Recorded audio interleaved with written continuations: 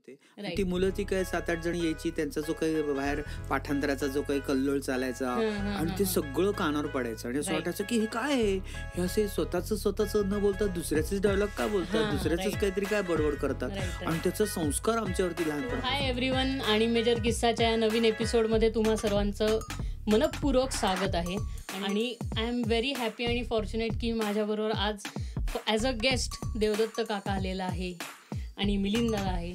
Speciality म्हणजे काय माहिती का माझी, मी जसं माझं वय होत गेलं ना तसं तसं त्या प्रकारचं मुलांचं नाटक करत गेलो. म्हणजे बालवयामध्ये बालनाट्य, कुमार वयामध्ये कुमार नाट्य, किशोर वयामध्ये किशोर नाट्य, युवामध्ये युवा नाट्य आणि नंतर प्रौढ नाट्य, असं मी सर्व प्रकारची नाटकं केली. पहिला दिवस किंवा ते पहिलं नाटक, त्याच्यामध्ये काय चॅलेंजेस? तो फार मोठा माझ्या आयुष्यातला दिव्य दिवस होता की तुला एक बाल गुन्हेगारांची कार्यशाळा घ्यायची.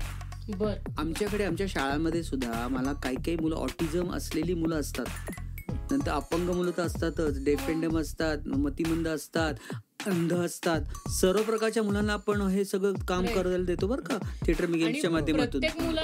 नंतर असं झालं की तो मुलगा हळूहळू नॉर्मल पद्धतीने व्यक्त व्हायला लागला. हे नाट्यकलेचं काय इप्सित आहे, हे थिएटर गेम्सचं काय गमक आहे. तू आता भाषेचं म्हणतो, तू आदिवासी पाड्यात गेला तर तिथं मुलीचं नाव छबिली असेल तर ते म्हणताना छबिली म्हणणार, पण ते जर तू तिला म्हणणार छान म्हण तर ती छान नाही म्हणणार, ती शान म्हणणार.